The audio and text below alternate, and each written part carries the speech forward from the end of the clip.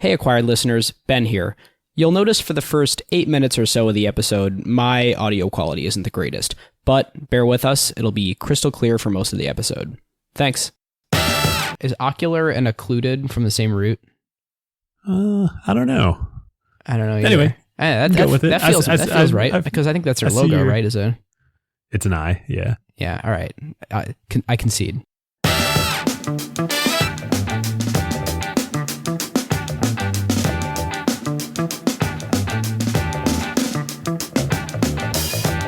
Welcome back to episode 35 of Acquired, the podcast about technology, acquisitions, and IPOs. I'm Ben Gilbert. I'm David Rosenthal. And we are your hosts. Today's episode, we are covering the Facebook acquisition of Oculus, a much requested episode by a lot of our listeners in the Slack, and one we've gotten a lot of email about. So we've now got enough distance from the acquisition that there's a lot more to come, but we feel comfortable covering it. No doubt about that. And we thought now would be a good time to do it, given some of the themes we talked about on the Snap IPO episode, that this would be a good counterpoint, a sort of different approach to a camera company. Indeed. So before we dive in, we have some incredible listeners that leave some great iTunes reviews. And sometimes they're even a little host deprecating, but we love them all the same as long as they're 5 stars and they help us grow the show. So as we mentioned a couple episodes ago, if you leave one that we think is worth reading on the air, we're going to go ahead and do just that. So one we've got from Daniel X is an emoji review, which is trophy, bag of money, unicorn, which I think is quite appropriate. And then this one, this one's a little. I had trouble parsing it at first, and then I was like, oh, I see what they're doing. The subject is yep, and the description is, that's one of my favorite phrases Ben uses. Oh man, yeah, and super interesting are up there too. So now I'm going to be incredibly self-conscious every time I use those phrases. And thank you so much. We love you just the same, Ben. And the username on that one is active users. So thank you to all the active users out there that really appreciate my catchphrases. Oh, that's great. All right, moving on, and happy to leave that behind. But what the point we're trying to make is leave us iTunes reviews. Helps us grow the show. We love it. And hopefully if you're creative, then we get to share it with the rest of our audience. Speaking of the rest of our audience, we've got a Slack. So join us at acquired.fm. You can join the over 500 of us that are in talking about tech, M&A, and any news that comes up between episodes. All right, listeners. Now is a great time to talk about a new partner of ours here on Acquired, Legora, the agentic operating system that is redefining how the world's best legal teams work.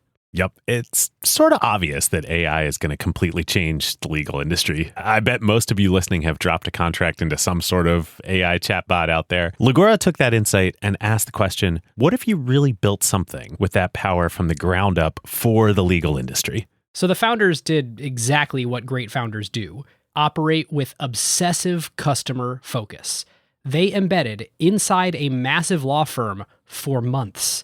They sat with the lawyers just watching how the work really gets done. And that's how you get features that customers love, like tabular review, where you drop in a folder of hundreds of contracts and it pulls every key term into a grid a lawyer can actually work with. Legora's bet here is interesting. Since it lets each lawyer handle more complexity, any given person can increase the quality of their work and do higher value work. And this means that the pie can grow even as each individual task takes less time. And they recently launched Legora Agent, offering greater intelligence and performance. The agent lets lawyers set an objective. Then it can handle the planning and the execution and delivery of the final product. Legal teams get to maintain full control and transparency since they're still involved where judgment is required. And Legora works where you already work. You can use it within Microsoft Word while redlining or drafting.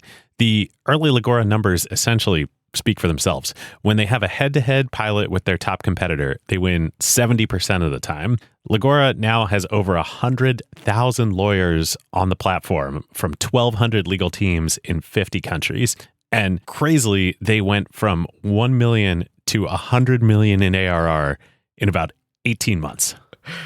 Truly insane numbers. And that is the real test. Plenty of things demo well, but the question is whether a busy associate actually reaches for it during crunch time, or whether a partner trusts it before going into a conversation with a major client. If your legal team wants to check it out, whether you're a law firm or you're in-house at a company, you can learn more at legora.com/acquired and just tell them that Ben and David sent you. Now, onto the episode. David, can you take us through the acquisition history and facts? I will, as always, Ben. So we pick up our story of Facebook's 2014 acquisition of Oculus, the virtual reality company, in 2010 when a 17-year-old homeschooled kid in Long Beach, California, named Palmer Luckey was he'd been homeschooled for his education up till then, and he was taking some classes at Cal State Long Beach, and he had a problem.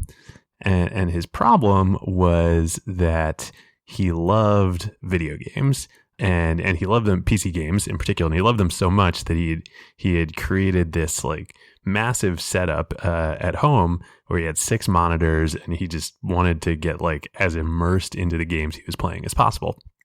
But even with all these monitors, it still wasn't good enough. He wanted to get like deeper into the game. He wanted like when I was writing this, I was thinking about the EA Sports tagline. You know, they get in the area, it's in the game. I think I read somewhere he had like the largest collection of HMDs, head-mounted displays of currently existing or hacked together hardware in the world before he set out to build Oculus. Yes. So, well, his problem was he wanted to literally get into the game. And so, you know, lots of kids, myself included, wanted to do that when I was 17. But Palmer actually did something about it. So he went over to USC, and USC has this thing called the Institute for Creative Technologies, which is a lab that was created there in 1999, and it was actually funded by the Department of Defense. And the idea is that in LA, they would combine sort of, you know, the resources of USC, a major research university, kind of all the special effects technology in Hollywood and the video game industry, which has a huge base in LA. And they'd use it to build advanced training and simulation technologies. And what that meant in practice was virtual reality. Yeah, I mean, it feels like a great thesis to me. And it's funny thinking about funded by the Department of Defense. Boy, oh boy, have we seen that as a tech theme over and over again in a lot of these companies. Either the companies themselves or the research labs they come out of, or, you know, even just the history of Silicon Valley and the importance of how the semiconductor came to be. Yeah. So Palmer, a 17-year-old kid in Long Beach, he talks his way into getting a part-time job at the ICT at USC, and he's working on a team that's trying to design cost-effective virtual reality. But he wants to move faster. So in his parents' garage, he starts hacking away with basically like components from smartphones, trying to make the device that's really going to achieve his dreams, which is be able to play video games in virtual reality. And at the same time, he's you know, on the internet natively, as all kids are back then and these days, and he hangs out in forums online, and in particular at this one forum called the Meant to Be Seen 3D discussion forum, which is, I don't know if it was the largest, but it's certainly a very active internet forum dedicated to trying to create virtual reality devices at the time. Yeah, man, forums were like, that's where everything happened back in the day. Totally. It's like back in, you know, the more things change, the more they stay the same, right? The original, like, you know, Netscape and you know, ARPANET days. Yeah, and I mean, anybody like, but the predating forums were, you know, mailing lists and Usenet, and like, it's just a constant reinvention of the same thing. People seek community. Internet's incredible for community. Revision. Yep. And, you know, now we have virtual reality. So maybe the next great entrepreneurs will meet, you know, on an Oculus or on a Vive. Yep. So he's posting progress as he's building these prototypes in his garage on the Meant to Be Seen forums, and turns out that there are, among the other posters on the forum or lurkers on the forum, is a guy named John Carmack. And that name might ring some bells for some of our listeners. John is probably one of the most famous people in the video game world. He was the co-founder of id Software, and id created, and John in particular, pioneered a lot of the techniques Doom, Quake. Yep. I mean, Quake, Doom, Wolfenstein 3D, you know, all of the first generation of first-person shooter PC games. Yeah, and I think one of his greatest contributions was the algorithms to do the shading of shadows so that things look appropriately far away and appropriately lit as you approach them or turn corners, or the things that we take incredibly for granted today, but were actually required a lot of complexity. Yeah, and I mean, I remember, I was probably in middle school when those games were coming out, and they were so far advanced versus anything else on the PC at the time, even the PC or like the NES. Yeah. So Carmack is on the forums, and he sees, and he's on the forums because he is also interested in VR, and he kind of shares Palmer's dream that playing video games in VR is going to be a totally new paradigm and really, really compelling. And actually, Carmack's dream, id had released Doom 3 recently. He wanted to port Doom 3 into VR. And so he sees all the progress that Palmer's making, and he reaches out to him. And there's no great hardware out for VR, right? Like if anybody wanted to port to VR at this point, it's like, highly specialized installations in science centers and stuff, right? Yeah, I mean, basically, it's the kind of stuff that USC is doing at the ICT for the military, or science applications. You're talking hundreds of thousands of dollars for a room scale installation. Nothing like what the Rift becomes, which was you could go on Oculus's website and order a development kit for $300. Mm-hmm. So Carmack reaches out to Palmer, asks if he can buy a Rift, and Palmer apparently says in an interview later he decided he was just going to play it cool, and he's like, "Oh, I'll just give you one." So he does, and it's fortunate for him and for the future of VR that he did. We're now into 2012, and John Carmack goes to E3, which is the big, one of the two big industry conferences for video games. The other one is GDC, which we're going to talk about in a minute. But John goes to E3 in 2012, which is in June, and he gives a big talk, and he talks about how excited he is about VR, and he demonstrates a version of Doom 3 that he's created that is running on the Rift. And the Rift is like a totally hacked, duct taped together prototype that Palmer had sent him. It was actually duct taped, right? Like there's some I read about a meeting with them where like he actually duct taped the display to the head mounting piece. Yeah, they're great videos online. And of course, after this, all the tech and video game press covers this, and then goes and tries it out and wears it. And like the unit is actually duct taped together.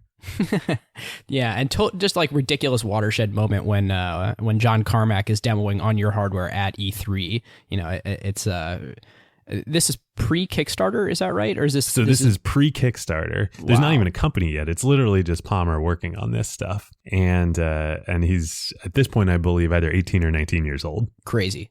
Totally crazy. So E3 2012 is the big moment for the artist that would become known as Oculus. And a few other folks, in addition to the entire video game industry, sort of take notice. And two of the folks who reach out to Palmer when they hear the story about this are two guys named Brendan Iribe and Michael Antonov, who also were in the LA area. They had been co-founders of a company called Scaleform, which was a sort of video game UI technology company that Adobe had acquired several years earlier. They'd worked at Adobe for a while, and then Brendan actually had left, and he joined a company called Gaikai, which folks in the video game industry might remember was a streaming video game company that Sony acquired a couple years earlier. And the idea being, and actually a lot of consoles use this today, that rather than buying a game on a physical media or downloading it, you can play a game just by streaming it over the internet. Oh yeah, I remember Microsoft showing off some tech like this too, where the whole idea was that you're done with downloading the bits to your device, and in fact on this is actually a Windows Phone demo. The device is hardware constrained, but we have all this amazing cloud computing, and we're going to, in a low latency way, stream your interactions back up to the cloud. The game computation is going to happen in the cloud, and then stream it back down to your device, and it'll feel native. I feel like I've seen a lot of those demos, and the trend seems to be toward powerful clients still. Like, we haven't gone to this world where gaming is happening. It's with never a totally thin client. worked, right? Yeah. I mean, the dream is really cool, right? That like on any client, as long as you have a fast enough internet connection, you don't actually have to do all the hard rendering on the client. It can all be done in the cloud and just streamed as video, but it's never quite lived up to the promise. Yeah, and I think this is kind of a tech trend for me later, but I think to quickly derail into it, it's we continue to pursue this dual track of pushing the envelope on desktop grade, or even let's call it desktop grade gamer PCs. So you see the Oculus hooked up to really crazy towers. And then simultaneously, what we were trying to do in a low power way on phones, like phones keep getting more powerful, and the processors in phones keep getting better at originally apps, and then casual games, and now a little bit more serious games on mobile.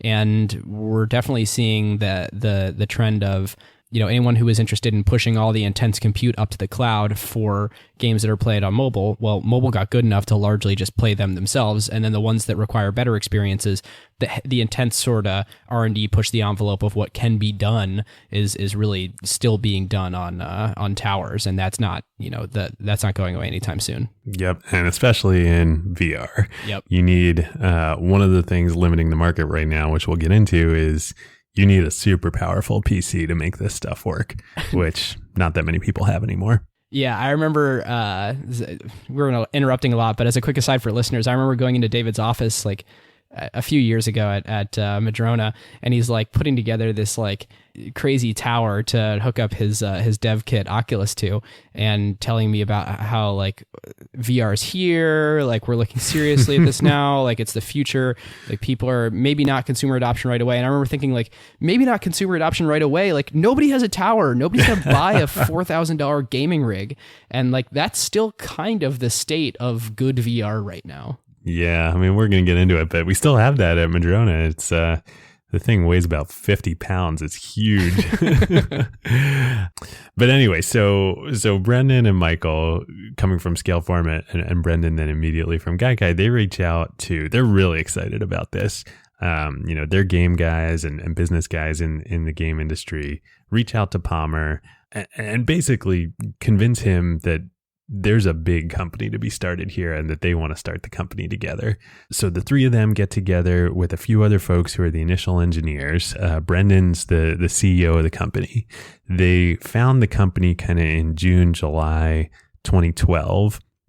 And then immediately afterwards, they launched the Kickstarter in August 2012, which Palmer had been planning to do beforehand, but and right after E3, but got delayed as they were starting the company. And the Kickstarter becomes hugely successful. And I actually went and rewatched it right before we recorded this, and like it is it's great to watch, but so funny knowing the history of what happens immediately thereafter. So Carmack is featured heavily in the video, as are folks from Valve, including Gabe Newell, who's the founder of Valve. Go watch the video. We'll link to it in the show notes. He gives a kind of glowing discussion of Palmer and the future of VR, and he says, quote, "We strongly encourage you to support this Kickstarter." We meaning, him and Valve. Oh my God, that's awesome. It's so awesome. So on the strength of this, and for listeners that don't know why we're saying that's awesome, like Valve and HTC would go on to create the only serious competitor to the Oculus right now, and arguably better. Anyway, leaving that aside, the Vive, and it's hilarious to see him on Team Oculus at the start. Yeah, well, and Valve's had such a long history with trying to get into VR, but they finally do it right after the Facebook acquisition. So the Kickstarter is hugely successful. They had set an initial goal of $250,000. They end up raising 10 times that. They raise almost $2.5 million. And then they do something really smart, which is after the Kickstarter ends, they basically just continue it on the Oculus website, and anybody can go there and order a developer kit for $300. And this is like earlier in the crowdfunding era, and it's like amazing to see. You know, if you're an entrepreneur and you're trying to just put together around a $250K, like you don't want to raise $2.4 million because you give up your whole company. But like in the isn't crowdfunding great where, you know, there's no equity, so it's just like money for you to play around with. And sure, you have to fulfill those pre-orders, and that's the biggest issue with Kickstarters. But like, what an amazing model to bootstrap a company and get some cash in there, you know, long ahead of when you're going to ship the units. Yeah, totally. And you know, and they turn it around pretty quickly. But when they put the pre-orders up on the website after the Kickstarter campaign, there's so much momentum continuing that they're selling, you know, supposedly for the first couple days that it's up on the website, they're selling 4 to 5 developer kits, DK1s, as they come to be known, quote unquote, DK for developer kit, the first one, at 4 to 5 every minute at $300 a pop, which is pretty impressive. Wow. Yeah. So they go along and they're working on shipping the developer kit. They start shipping it. And by the summer of next year, June 2013, the VCs, you know, VCs start to get wind of what's going on down there in Southern California. And the company ends up raising a $16 million Series A co-led by Spark and Matrix. And that's in June of 2013. And then right after the first, well, the company-wise, the first really big victory happens. That John Carmack actually decides to leave id and join Oculus as the CTO. And this is a huge, huge moment in the gaming world for the company. Yep. And actually, as someone who wasn't following it that closely at the time, this was the first time that I took Oculus seriously. And I didn't realize that Carmack was in the video or presenting on stage. This is the first time I'd heard his name associated with it. And suddenly it was like, okay, this company's serious. Like the creator of Doom and Quake is joining as their CTO. Yeah. So and you weren't the only person to notice this. Now, they had obviously raised the Series A that summer, but Mark Andreessen and Andreessen Horowitz also noticed that John Carmack has just gone and left id and joined this baby virtual reality company based down in Southern California. And in December, a couple months later, Andreessen Horowitz ends up leading a $75 million Series B in the company, and Mark Andreessen joins the board. So what was the time between that Series A and Series B? It was 6 months or less. Wow. And the other, you know, sort of foreshadowing of the future here, you know, Mark, of course, and why this is important to the story, also happens to be on the board of another company that's going to get involved here, which is Facebook. Yeah. Yeah, that's convenient. Yes. So that was December 2013.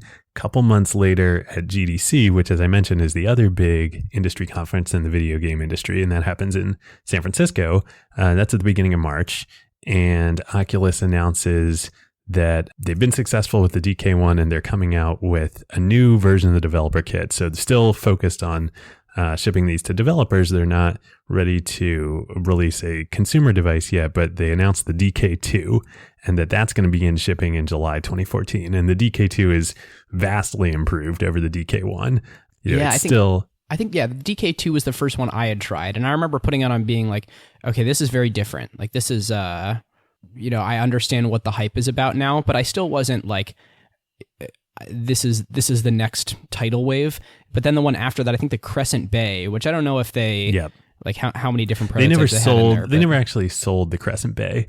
That was sort of like the first iteration of what would become the consumer version that they'd ship in 2016. Yeah, I think I tried that at 2015 CES, and they'd take you into this private room. And you have like a 15-minute little demo with it, and that was the one. The Crescent Bay was the one where I was like, okay, this is the next tidal wave of technology.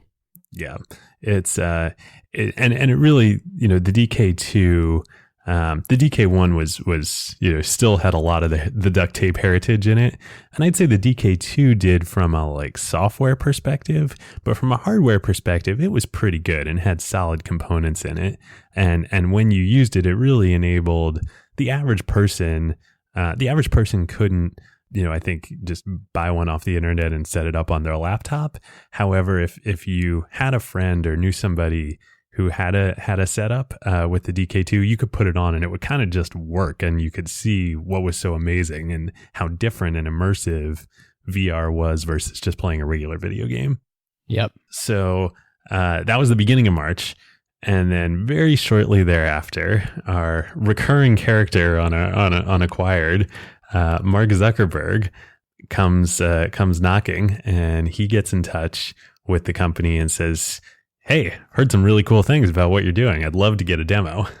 Yeah. And do you know how that introduction was brokered? Like, was that through Andreessen, or like, do you just get an email from Zuck at Facebook that's like, "Hey"? Like, I don't know. It may be out there. Listeners, if you know, hit us up on Slack or shoot us an email. I assume that there were easy channels to make that introduction happen. Yeah. But somewhat like the our original Snapchat episode, Zuck, I believe, as the story goes, asked for them to come up to Facebook's campus and do a demo up there. And Brendan responds and says, "Hey," and this is from an interview with Brendan after the acquisition. "Hey, actually, it'd be better if you come down here because we have a better setup here." So, just like he did with Evan Spiegel, so get on your private plane and fly down to Irvine. Mark flies down to Irvine, meets with Oculus, is really impressed with what he sees, and it says, "Hey, what can Facebook do to help you?" And that quickly leads into acquisition discussions. So by the end of the month, the deal's done. It gets announced. Facebook acquires Oculus for $2.3 billion in total, of which, interestingly, only $400 million in cash, $1.6 billion in Facebook stock, and then there was an additional earnout of $300 million. But this was similar to the Instagram deal and the failed Snapchat deal from the year before and WhatsApp. This was sort of cementing Facebook and Mark Zuckerberg's reputation as a very aggressive acquirer. Yeah, and I think I think it, again, we always bleed into tech themes here, but like it's really exemplifying Facebook's FOMO. I mean, their fear of missing out, where they see something that they're not currently working on that is either something with an existing strong network effect like a WhatsApp or an Instagram that could unseat them, or a powerful new piece of technology that could become the next wave of computing. And if they're not on it, they're kind of screwed. So they've very masterfully had an M&A strategy to kind of make sure that they stay on top and don't act like the social networks of years past. Yeah, and we're going to get into this in the rest of the show, but I think what's so cool, given how often Facebook has showed up on Acquired and all both the IPO and the acquisitions we've talked about, you can really see how and why this philosophy came to sort of rule the day with Mark and at the company, through the IPO, when they had the huge disaster with mobile and realizing, Mark realizing as a CEO and the company realizing that they had missed that wave and they needed to paddle over to it, with all strength ASAP. Yep. And that included acquiring Instagram. I saw a fascinating stat that I didn't even think about, is that so Facebook was constantly referred to as a website when they launched and for years after. And in 2008, they launched a mobile app, but nobody referred to them like as an app company. And it really took them like 4 whole years after. So that, they founded in 2004, app launched in 2008, still largely a website, even though they had an app. And it took them all the way until 2012 to be taken seriously as a mobile company. And, now 84+% of their revenue comes from from mobile advertising. And I think that it's interesting to note that like it takes time, even though you are on a platform or have a technology, to make that the competency of your company. And I think that Facebook saw an opportunity here to, not let VR evolve around them and then have to play catch up and get on that platform and then like turn the company to be centered around that platform. This is an opportunity to say, we don't know exactly what it is yet. If Oculus by Facebook is the platform and other people are on it, or if Facebook is delivered over VR through Oculus, that much is unclear. But what is important is they can't afford a 4-year lag before starting to play on a platform and turning the company to be centrally oriented around that platform when that's the one that everybody's on. Yeah, and it's interesting. I mean, you look at the $1 billion they spent for Instagram, the $19 billion they spent for WhatsApp, the $3 billion they offered Snapchat. Those were all examples of they were too late and they needed to come in and take out these unsuccessfully in Snapchat's case, take out these threats that were popping up in their within their current domain. But $2.3 billion was a lot of money to spend for a wave and a technology and a modality that was even then, I think if rational, cooler heads prevailed at that moment looking at the company, it was still a long way away. I mean, we're here in 2017 and it's still a ways away, even 3 years later. Yeah. Yeah. So, okay, what was the date of the acquisition? It was March 2014. Okay, so that 75 million Series B was in December of 2013. So moving away from the Facebook side a little bit and looking over at the Andreessen side of this, they invested 75 million and then just a little over 3 months later got, let's see. And I think 20x. I believe, I don't know if it's official, but in research I saw, I believe the valuation of the Andreessen round was between 300 and 400 million. Wow, so that's call it a 10x. I mean, somewhere in that slightly less 8x. than 10x, but still that's on a lot of money. Yeah, well, good for them. Yeah, great for them. All right, listeners, now is a great time to tell you about a longtime friend of the show, Vanta. AI has scrambled the whole security picture. It used to be that you proved that you were secure once a year, an audit or a static PDF, then everyone would nod and you're done. But in an AI-first world, that doesn't hold up anymore. Yep, your risk surface changes every week now. A vendor turns on an AI feature or someone writes in a new model without telling IT, and your posture is different than it was last week, let alone at your last audit.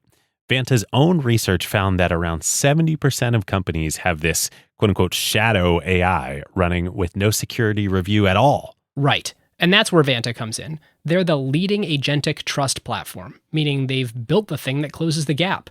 And the way that they close that gap is Vanta Agent. Think of it as a GRC engineer, that's governance, risk, and compliance, except that it's software and it doesn't sleep. It finds the issues, drafts the fixes, and cuts the time that you'd spend on vendor assessments in half. In half! Which is exactly why more than 16,000 companies today run on Vanta. Companies like Ramp, Cursor, and Snowflake all stay audit ready and catch the risks that crop up between audits across every vendor, every AI tool, the whole environment. And that's the real value. Trust has to be continuous now, which is why Vanta automates your security, your compliance, and the work to earn and prove trust. We're huge fans of Vanta over here, and literally hundreds of acquired listeners have become Vanta customers at their companies over the years. So you can get $1,000 off Vanta at vanta.com/acquired. That's VANTA.com/acquired for $1,000 off, and just tell them that Ben and David sent you.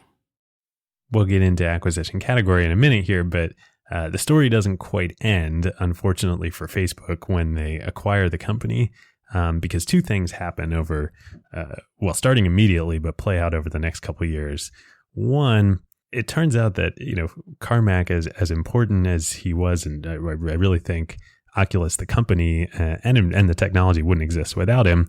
Unfortunately, his former employer, id Software, which itself had been acquired a couple years before by a video game conglomerate called ZeniMax, they also agreed that Oculus wouldn't exist without Carmack and his contributions, and they end up suing Oculus and Facebook, alleging Carmack, a couple things. One, that Carmack had stolen critical IP from his work at id and taken it to Oculus. And two, actually, in 2012, Palmer Luckey had met, I don't know if it was when he was meeting with Carmack or with other folks at id, had signed an NDA with the company.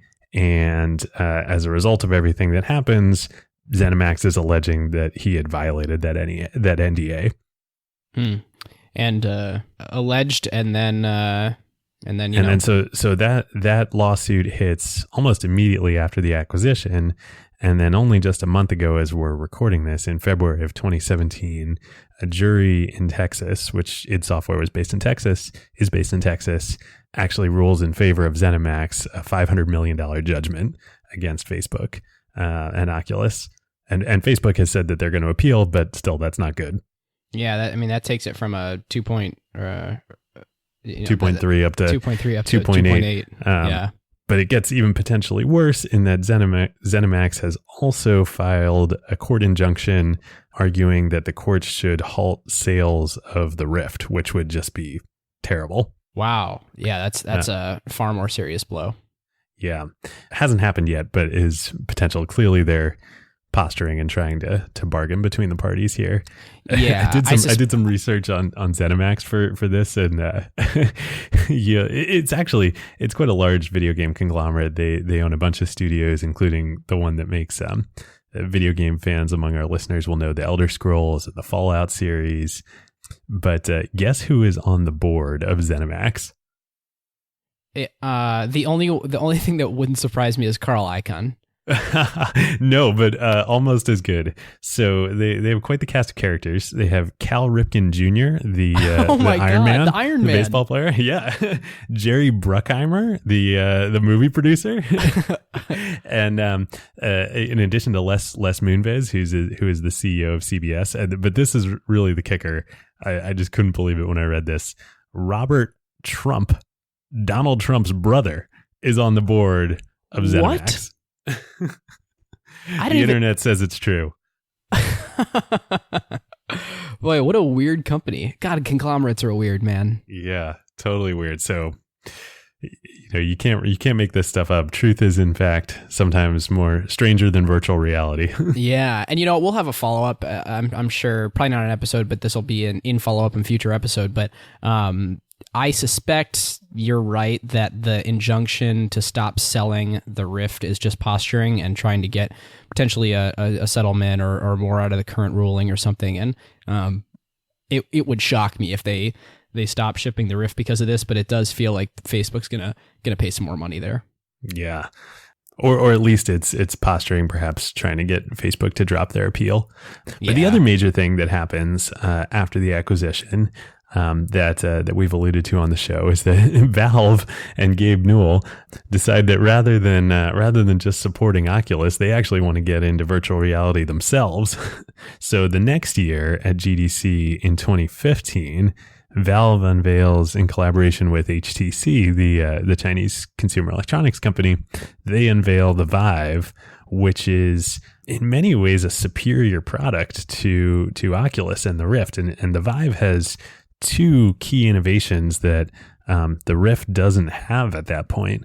One are true hand touch controllers. So when you would play the experiences or games on Oculus before Valve came out with the Vive, you would have to use either a keyboard and a mouse or a video game controller, an Xbox controller. And that's just totally... Boy, does that pull you out of the experience. Really pulls you out of the presence, which is the whole point of VR. Valve ships these controllers that enable you to move your hands around and grab things and pick things up and interact much more naturally with the environment. And then they also have the while it's still tethered, the headset that you wear still has a cable coming out of it and attaches to the PC. They're called lighthouses that are laser positional tracking boxes that you put in the room and that allow you to walk around the room. So you're no longer just sitting in a chair with your hands on a video game controller like the old video game paradigms, but it really changes this into a much more immersive experience. And boy, what a brilliant freaking end around by Valve. Like, they're a Totally. software company. For listeners that don't know a bunch about Valve, they're a software company. They make games, and they make a platform called Steam. And I think they make most of their money from Steam, and they get a cut of all the distribution of the games that go out over Steam. And Steam's sort of the default way if you're a PC gamer to go and get new games that come out. So basically, they own the pipe. And, they're a super wacky company, brilliant engineers there, brilliant game designers that, of course, are interested in VR, but like, they're not going to make hardware. Like that's not in their core competency at all. And they've been, as David alluded to, trying for years to figure out what the right way to get into VR was. And for them to be able to, closely track and be a fan of Oculus, see that fall into Facebook's hands, which it's loosely competitors, right? At the very least, you don't want to put too much of your company's stake in Facebook's control. And to be able to, in that tight of a window, turn around, find a hardware partner like HTC, and get into market with a superior product, there's a lot of things that we'll conclude out of this episode, but one of them is that there are people at Valve and HTC that are executionally brilliant. Yeah, and Valve is, we'll link to this in the show notes.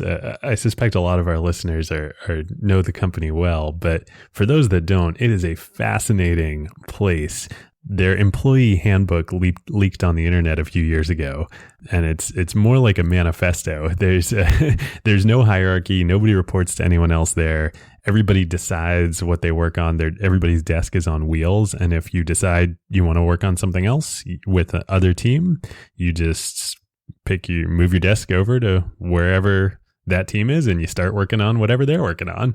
And I believe it's 100% owned by Gabe Newell. So there's not a lot of leaks of stuff from shareholders or public disclosures or really even like known market cap of the company. It's a very it's very, very closely held. I don't believe Gabe owns exactly 100%, but he definitely controls the company. Yeah. Just one person. And they make, nobody knows outside of Valve the exact number, but a lot of money. I mean, billions of dollars of revenue from mostly from Steam, as Ben mentioned. Yep. And if there's an opposite podcast to Acquired, it's like, so in the Acquired or in the corp dev parlance, Acquired is often about the buy, not the build. If there was a podcast that was about the build decision instead of the buy decision, we would really want to examine what Valve does here and what their existing business with Steam sort of allowed them to do in going into VR and taking this very expensive risk on something that has super unclear business value, especially when they start the venture. Yeah. And they really, I don't think there's really any two ways about it. They out execute Facebook and Oculus over the next 2 years. Facebook ends up shipping the consumer version of the Oculus Rift before Valve by a week. So the consumer version of the Rift comes out at the very end of March 2016. And then at the beginning of April, Valve ships the Vive, but again, with these two key innovations that Oculus doesn't have. And it's not until December 2016, so just a few months ago now, that Oculus finally brings out their touch controllers, which brings them closer to parity with the hand controllers of the Vive. Yeah, and you know what? I mentioned earlier that the Crescent Bay woke me up to the idea that VR is the next tidal wave in technology. I'd say the next step function was the first time I tried the Vive. I think that there was a thing, I think Google might have even made it, but it was a thing where you could paint and you use the controllers to paint. Tilt brush, yes. Tilt brush, yeah. And then there was super cool. It's like MS Paint in VR is the only way to describe it. It was an independent company, a couple developers, and Google ended up acquiring it. Oh, nice. Nice. So there's that demo, and then there's one in a kitchen where you go in and you're supposed to start making job the simulator. food. Yeah, but really what ends up happening is you can just mess you can just pick up pans and heave it at a wall and knock this is incredibly thrilling experience of throwing an entire rolling cart full of dishes on the ground and having no consequences. And I'd say that was fun. The first time where I think I was in that thing for a half hour. It felt like 5 to 10 minutes, and that was the first time where I legitimately didn't want to leave. That was the first time where I was oh, people are going to get real addicted to this. Yeah, and that's, I'd say for our listeners that aren't into VR, maybe haven't even tried it yet, go find, it's worth it. You owe it to yourself. If you care about technology and thinking about where waves are going to, break in the future, go find a friend or go to your local venture capital firm that has a Vive installed and try out a few things. Try out Tilt Brush. It's really, it'll take you back to the first time you used MS Paint on a PC. If you're old like me and Ben, try out, my favorite app and game is in VR these days is by our friends over at Rec Room, which is a really amazing company in Seattle. And the best I can describe Rec Room is you just have to play it yourself and you'll be a believer about the potential of VR. But that's like the first time I played GoldenEye 64 as a kid and had my first, like shooter 3D video game experience. And Rec Room's so much more than that, but just that pure fun. It's great. Yeah, and the reason is, and we'll get into this, and I think this is part of Facebook's bet is, Facebook, I think Zuckerberg, let me read the quote real quick. He's over and over again said VR is going to be the most social platform. And I think the super cool thing about Rec Room is like, you're in there just hanging out. You're doing all sorts, you're in a room, you're playing paintball, there's like all these different activities you can do, but it's all centered around like, you're just like hanging out with other people as if it was sort of real life. And one thing I want to dissect later in the tech themes is like, does that like, do you agree that the killer app of VR is a social one? But the cool thing about Rec Room is like when you try it, you're like, wow, I really am just like hanging out in here and I could do this for hours with other people. Yeah, and that's what when I said it reminds me of what it was like playing GoldenEye the first time. Like the single player campaign in GoldenEye, like, it's fine. It's whatever, it's good. But like GoldenEye was all about playing with your friends and everything, like all the talking smack and the hours and hours and hours I spent in high school and college with my friends playing that, that's what Rec Room is like. And it really feels like a glimpse into the future. Yep. All right, listeners. Now is a great time to thank our longtime friend of the show, ServiceNow. If you are running a large enterprise, AI agents are likely spread across every team, and deploying them is no longer the hard part. Yeah. The hard part is knowing what permissions they have, what employees are using them for, or what decisions AI is making. AI security for an enterprise at scale is not a small concern. Like, the risks are real. Exactly. And the challenge with AI is governing it, securing it, measuring it, and making sure that it actually delivers value. That is why ServiceNow built the AI Control Tower. Yep. AI Control Tower gives enterprises a single place to see, manage, govern, and optimize AI across the entire business. And it works with any AI, not just theirs.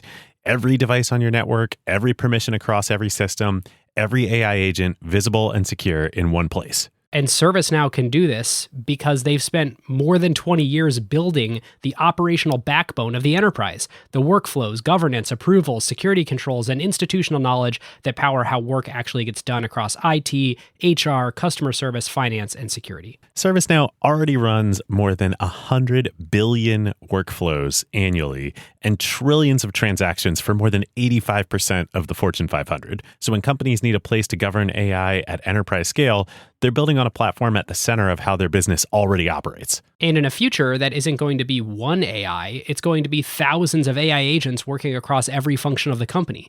But the question is, who's managing them all? So if you're trying to turn AI ambition into real business outcomes and make it work safely, securely, at scale, go check out servicenow.com/acquired and tell them that Ben and David sent you. Hey, Acquired listeners.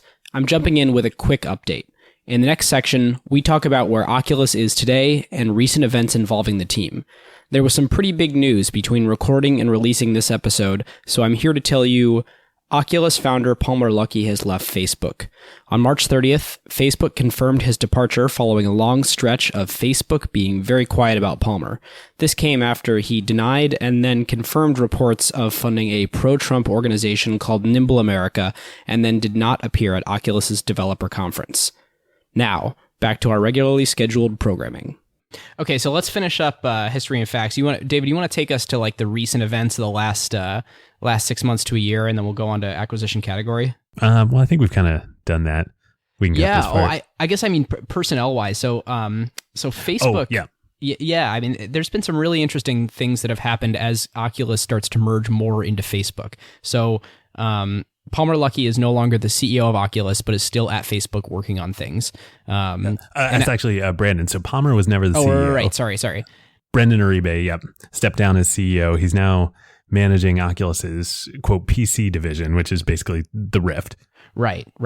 And then, so Palmer similarly is at Facebook, kind of titleless.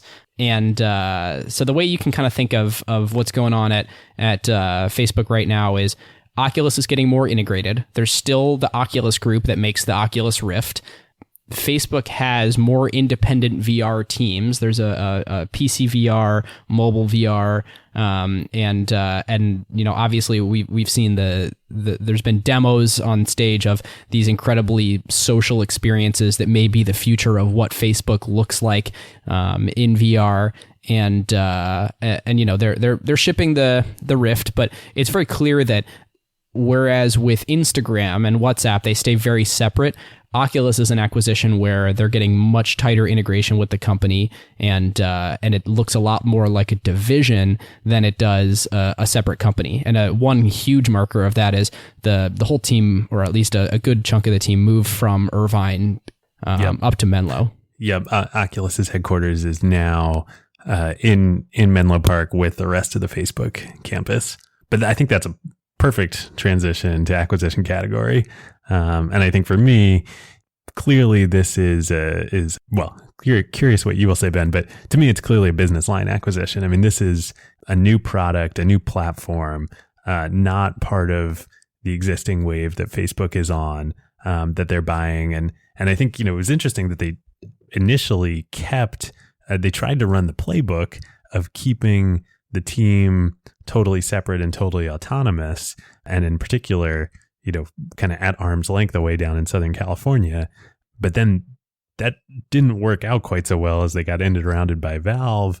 And now they're moving it much more, moving to integrate it much more deeply into the rest of Facebook, the company. Disagree entirely. I love it. I think it's a technology acquisition. I would say the signaling initially could lean more toward business line of keeping it separate, of it being its own revenue generator. But to me, this is a defensive play on protecting the network that Facebook has and their existing business model. I think that for them, they looked at this and said, okay, VR is clearly the future. We need to make sure that we have a position on the dominant technology platform of the future. And we are right now at risk of other people building all the hardware and the platforms and us having nothing to do with it, and then having no leverage in making sure that we have a dominant position on that platform. And Facebook has they've seen, like, I guess the point I'm making is they don't care about the business line of selling Oculus Rifts to people. And I think that they've looked around and seen, crap, we don't actually own the direct relationship with any of our users. They're in a slightly tenuous position where, people are, into Facebook. They're on it all the time. They're on it every day. It's an essential part of people's lives and provides a ton of utility, but they access it through either their Apple device, their Android device. Facebook desperately tried to make their own phone. That didn't work. Like, Facebook is in a little bit of a tenuous position in not directly owning their customers, or at least not directly owning the users that their advertising customers monetize. And I think what Oculus is them trying to get out ahead and making sure that with this technology that clearly evolves to be the future of computing, that they aren't going to be upended by someone else who decides that, we're not going to prioritize Facebook on the platform where all the users are. Ben, I think you hit the nail on the head.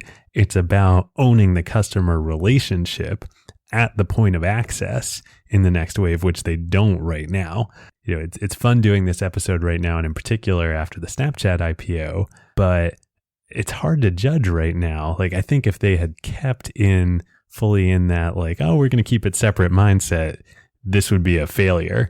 But now that they're starting to integrate it more deeply, that feels like the right approach to me at this point. Yeah, so this is the third time I've dangerously danced into tech themes ahead of schedule, but let me throw something out there that I think Facebook would be much better off keeping them separate and keeping it like its own little division with a kind of a firewall between Oculus and Facebook, because so Facebook is a horizontal company. Facebook needs to make sure that they are on every single platform in the same way, so that the most users, in the same way that Google needs the most users, they need scale, can get access to it. And the closer they start to integrate these things, the more the danger comes up of them prioritizing Facebook features to be Oculus only and not putting them on the Vive or whatever other platforms come to be. And I think that's a really, when you're an employee at a company like that, you start to get confused as to what the priorities are. Yeah. Like I remember being at Microsoft. You and end not up being with sure an iMessage situation, right? Totally. And one that I've experienced personally is like, you know, when you're at Microsoft, like at least a few years ago, it wasn't, if you're in Office, you hear the message that Office is an important business on its own, maybe the most important. But then things happen where like we don't ship Office for iPad because we want to give the Surface a head start and be the only platform with, you know, with Office on it. And so with Office being horizontal, Windows being a vertical, we take this over to Facebook and say Facebook is the horizontal and Oculus is the vertical. It seems like unless Facebook believes that the Oculus will be, or the, you know, Facebook VR will be the only VR platform where they will need to reach users, it seems really dangerous to start doing integration. And I would argue that they really need to figure out how to make sure that they're not prioritizing Facebook for Oculus. This gets into the really interesting part of the show, which is, you know, we talked about how Snap is clearly thinking about their future and what that's going to look like in a whatever augmented, virtual, mixed, whatever you want to call it, reality perspective. Total aside, I might talk about this in tech themes, but as long as we're like, as long as people are debating what to call something, it's not a wave yet. The wave has not yet broken until like phones are just phones. When you're talking about like PDAs or smartphones, like, no, you know, once they're just phones, once it's just like your glasses, then we'll be there. But David, the wave is VR, AR, MR ////. But the breaking of the wave is clearly coming, and Snap's working on it. Apple's working on it. Valve has a very successful, arguably more successful than Oculus product in the market.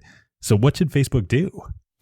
Yeah, I mean, well, one thing you could argue they could do is, what if they didn't actually, let's move into what would have happened otherwise. What if they didn't buy Oculus, but they found a way to make sure that Facebook was great on all of these platforms? Like, how do they get the leverage to make sure that they have a first-class relationship with customers of VR? Or do they actually have to own one of them to like have an insurance policy that, you know, they're going to invest a ton of money in making this single VR platform really great, but somehow they're going to have the restraint to never prioritize the Oculus business? Yeah, I don't know. I mean, I think it's the question you were asking, which I feel like we need to get Ben Thompson on this show to discuss. Like, can Facebook be a horizontal and a vertical business at the same time? I mean, I don't know anybody that's ever succeeded at that. With great restraint, man. Like, you just got to make it so clear to all of your employees that like Oculus is an insurance policy, and like Oculus needs to be really great, but like the main business is Facebook. Like it mints money, and it's going to continue to mint money as long as we don't screw it up. Yeah, I mean, easy to say in theory, right? Like, I've literally never seen that happen before. And I don't know that you could sell great employees on that, right? Like, if you're the best VR developer, screw that. I'm going to Valve. Yeah. Well, okay. Here's a potential counterfactual, one we've covered on this show: Android. So Google's a horizontal company. Google Search and Google Services, Gmail, Maps, whatnot, work great on iOS, as on Android, obviously. And I think it's pretty clear at this point, you know, like we talked about on that episode, the mobile wars are over, and that everybody within Google is aligned on making those services work great across all platforms. And yet they still have Android. But now here's what's key about Android, I think, to my mind. Google doesn't make Android phones. I mean, that's changing a little bit, but like the whole strategy was get the software out there, get the operating system, let other people, let other ecosystem partners build great hardware and get it in the hands of people. And that use Android as a way to make sure that we are going to be able to continue to deliver these great Google services to everybody across all platforms. A, do you think that's a viable strategy? B, can Facebook do that? Totally a viable strategy. Very interesting to the main takeaway for me is Android itself doesn't make money. It prevents Google from having to give money to other people like Apple. They do give, as we talked about, a lot of money to Apple. Yes, but they could give many times more money to Apple if Android didn't exist. And for listeners, that's the search engine affiliate revenues that they pay out to wherever the search originates from. Yeah. So Google pays on the order of $1 billion or more every year to Apple in order that Google remains the default search engine on the iPhone. And they actually, it's not just like a straight payment. It's that Apple actually gets a cut of AdWords revenue. So it's like a variable rev share for AdWords that are served on searches on the iPhone. Yeah. Good to be Apple there. So I think that... Well, hey, it's good to be Google. You've got the best business model of all time. Yeah. So the Android strategy, I mean, Facebook totally could build like Oculus OS and then have reference design and then do the same thing that Android did and have third parties build the hardware. I mean, is that what Daydream is? Is Google sort of taking that approach with Daydream VR? Yeah, I don't know enough about it to say for sure, but I believe it is similar, except that it's on Android phones that are powering it. So there is that wrinkle. It's not like it's not like Daydream, as far as I know. I could be wrong, but I don't believe Daydream's going to work on like iOS. Yeah, I think you're right. So getting back to the other point that you're making though, like I'm not sure it actually buys Google or Facebook much to build the sort of VR software layer and then let someone else do the hardware. I mean, that maybe it does. I don't know. I haven't actually really thought through that. I mean, clearly that's the approach that Valve is sort of taking, that like they're going to continue to make money from Steam, and Steam is going to be on all of the Vives, and like HTC, you take on all that hardware difficulty and risk and cost for making the hardware. Well, it reminds me a little bit. I hadn't thought about this until you brought it up a couple minutes ago, but I think it kind of comes back to Microsoft too, right? Like that's what Microsoft did with the PC, which was build the operating system, give it to everybody, get it out there. And Apple wasn't, that's great that Apple exists, right? Like, we'll make Office for Mac too, and we'll cripple it, but I think, there are plenty of examples, whether it's Microsoft and Windows or Google and Android, of that type of approach working. It's when you then cross over into trying to be both vertical and horizontal that you get the Office for iPad situation. Yeah, I mean, I think it keeps coming down to this. They just have to figure out a way, and Google took years to do this, to be clear that Android exists to power the search advertising business. And it has to be first class and a great OS on its own to have people use it because it's in a competitive landscape. But like, it doesn't exist on its own to be Google's main revenue stream. And Facebook's just going to have to do the same thing with Oculus, and hopefully there's less tumult on the way to get there. Totally. So what would have happened otherwise? I mean, we're kind of in this section right now, but where, if Oculus doesn't land at Facebook, what happens to it? Well, that's a really good question, because they'd raised a lot of money really quickly, but it was going to take a lot more money to get to where we are now. And clearly, I mean, I think if Facebook doesn't acquire Oculus, there's a chance that maybe Valve continues to partner with Oculus and doesn't go off on its own. However, given that they did, and if they had, and Oculus was still alone and independent, they would have had to do something, because we saw with the execution that Valve had, when you bring the resources and the huge amounts of money that a corporation like them can to building new technology like that, they were just going to blow Oculus out of the water. Oculus probably only was able to hang on because it had Facebook's resources.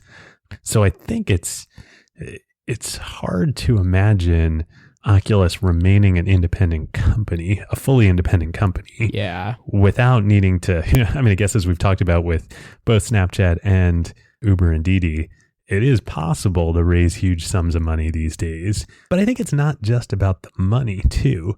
It's about being able to get the right OEM partnerships, think about how many years and how much effort Apple has invested in creating their supply chain.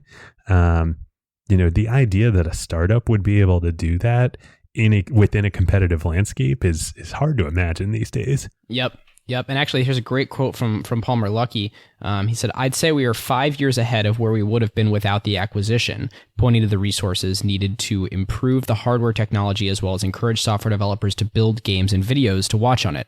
There's a strong argument to be made we would never have gotten there in 5 or even 10 years. And there's a great point that like the Facebook brand boosted the network effect of developers making stuff for it too. Yeah, and we've sort of talked about the evolution of the Rift hardware. The DK1 was like one step past duct tape, but the DK2, but then the consumer version, like these are true good consumer products. Like totally, even with a lot of money, would they've been able to create that? Yep. Okay. So what would real quick? What about the flip side of that? What would Facebook have done in VR without Oculus? Well, Facebook still hasn't done much in VR, but I mean, and that's the other thing that, it's just so early, right? Even 3 years later after the acquisition, best guesses are it's growing and growing quickly, but I bet there are certainly still well less than 1 million active, daily active VR users out there in the whole world. Yep. Compare that to like 6 billion daily active users, 6 billion with a B, in mobile. So I think Facebook is still totally fine. Yeah, I think so too. Which is interesting to think about in grading the acquisition is they've so far paid $2.8 billion for a thing that they would have been completely fine without, but it's a long bet. Yep. Okay. Tech themes. So the running through my list of I'll just say like check next to the ones that we've really already talked about, but Facebook doesn't want to get left behind like they did with mobile. Check. I already talked about that. Owning the customer relationship. Okay, here's the one that I really want to posit to you. So Zuckerberg often says that Facebook is going to be, or VR is going to be the most social platform. And I'm curious, do you think that that's actually where VR is headed? Or is Zuckerberg saying this because it's like a mash of like Facebook is the company that connects people and it makes the world a more open and connected place. Also, VR is the future. So we therefore must mash these things together because, our business must survive in the world where VR is the future. Or is it, or do they actually have a good confluence and work together well? I think this is maybe foreshadowing my greeting. I think he is both 100% right, and Facebook and Oculus have executed poorly on it. I think if you look at the vision that Snap is putting forward of, a camera company, right, which is the closest that I have seen to anything resembling, normalcy and a true wave in what we're talking about. Because like I said, the wave is not quote unquote VR or AR or MR.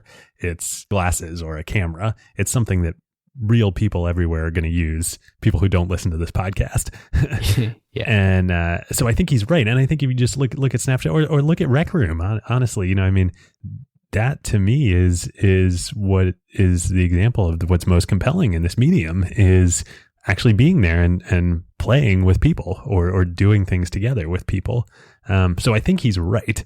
On the other hand, I think if you look at the product strategy and the history over the last couple of years of what Oculus and Facebook have done, they're behind because it's natural hand movements that are so important to that. It's walking around. It's the types of things that Valve has done with the Vive, but it's also what Snapchat's done, which is like to really make this mainstream, you need to get out of the PC entirely. Mm-hmm. You need to make this something that people are going to be open with in the real world, interacting with other people. Yep.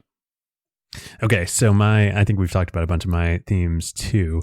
The only one I would say, that we just got a brief mention earlier in the episode, but really came out for me thinking about this and doing the research is Kickstarter, right? Like Oculus and the Rift being one of the first, not the first, but one of the first really breakout companies / products / ideas to come out of, creative endeavors to come out of the Kickstarter platform.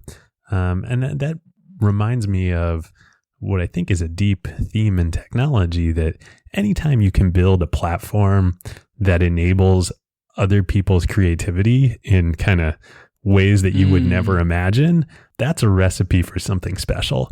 Whether that's an operating system enabling software developers to create and distribute anything like the App Store or like Windows or like Apple, whether that's Facebook, enabling anybody to share, anything that they want to write or say. I think Kickstarter is just a really cool example of that and led to Oculus. Yep. I think it's a great point. Should we grade it? Let's do it. All right. So I think you foreshadowed this a little bit, but like the strategy of Facebook acquiring the preeminent VR company and paying a lot for that, I think is great. Like that, so far, if we're, at the date of acquisition, I'm like, this should be an A.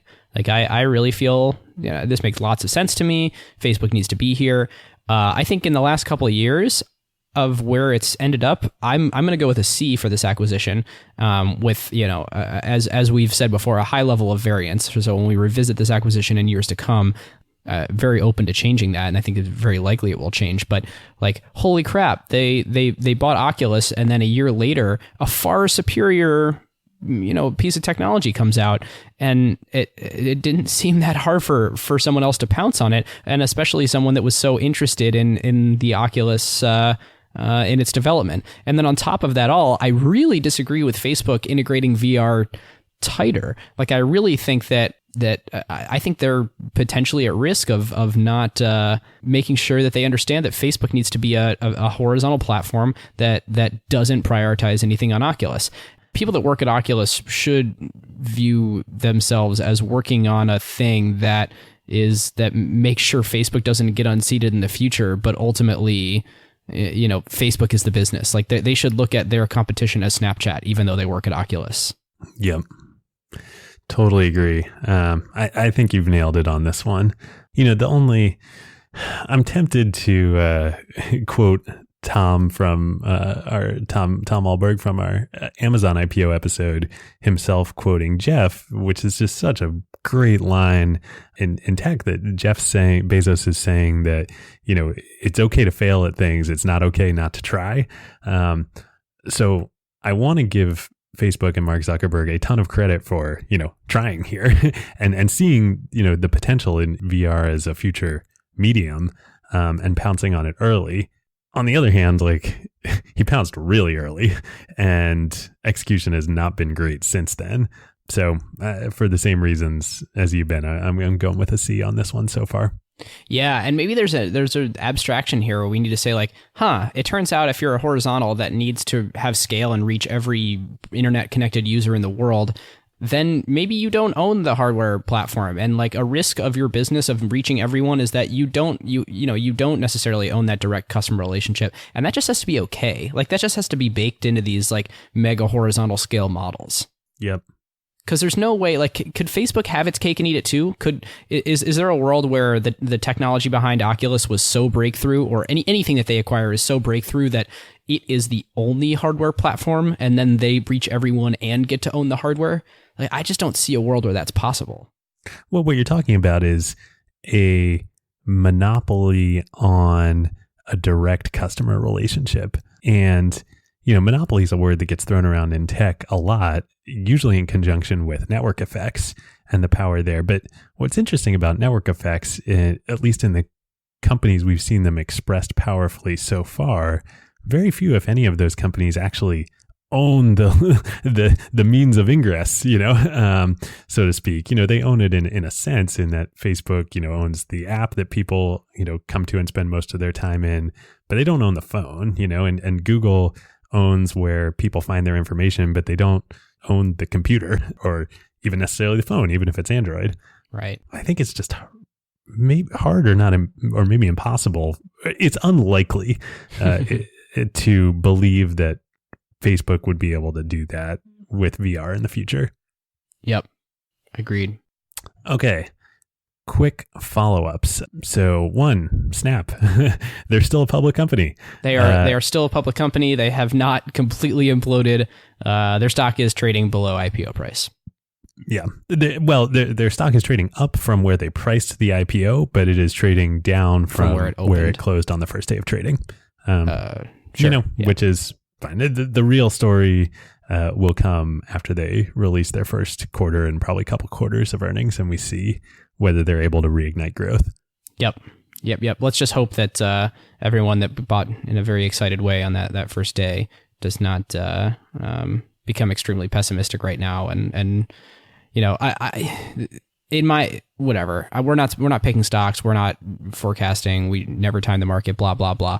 I think it's going to bounce back a little bit, and let's hope for Snap's sake that the people that bought in are sort of in it for the long haul and understand that too. Because I think one interesting point that a friend brought up the other day is tons and tons of millennials bought Snap because it's the first kind of accessible IPO to them that was both large and something they were super familiar with. And people bought on emotion of, I like this company. And, you don't want to see all those people, have a super negative experience and lose out. Yep. Well, echoes of the Facebook IPO episode. Go listen to that one if you haven't already. I think that is some of our best work here on Acquired. Okay. Other hot take, Intel acquiring Mobileye. Ben, I hear autonomous cars are a thing. Forget VR. Yeah. Boy, sure seems like it, huh? I think... Wait, is Mobileye a camera company? In a sense. It's more like an applied machine learning company. It's really fascinating to me that, so Mobileye is a Israeli company. They build self-driving car technology, and they were bought by Intel for about $15 billion. Less than $15 billion, yeah. Yeah, and, what they're really doing is applied machine learning. Like, to me, this is a company that is, their core competency is the collecting and synthesizing of the all of the training data and building a pipeline out of that so that they can appropriately hook into all of the systems of someone else that makes the car and make that car self-driving.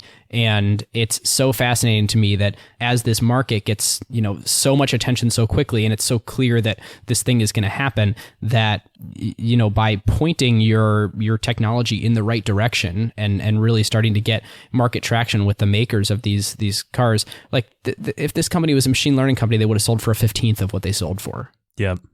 It's interesting. I think we might have unexpectedly on this episode touched on a really, really deep theme in technology, which is this vertical versus horizontal idea. Ever since we talked about it a couple of minutes ago, I can't stop thinking about it and thinking about Intel acquiring Mobileye and like, okay, yeah, we're going to be, we're now going to sell this horizontal platform to all the car companies to enable them to compete in the autonomous market. Contrast that with a Tesla, which actually used to use Mobileye components, ended their relationship, took it in-house, is vertically integrating, taking an Apple-like approach. It'll be very interesting to see how this plays out. Rewind 20 years ago, like Tesla is Apple. They're like, totally. They're vertically integrating. They're selling a high-end premium consumer product that's priced and experienced in a premium way, and that they capture a lot of value, and the rest of the value is captured by an ecosystem that is based on Intel that are basically component makers, and it's like history repeats itself.